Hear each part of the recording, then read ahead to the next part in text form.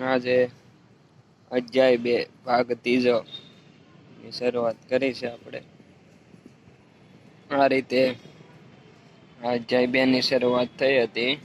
ત્રીજા ભાગમાં આ રીતે શ્લોક મેનું રૂપાંતર ભગવાન શ્રી કૃષ્ણ દ્વારા કરવામાં આવ્યું હતું, જે આપણે વિડીયામાં જોઈ રહ્યા છીએ પૂરો.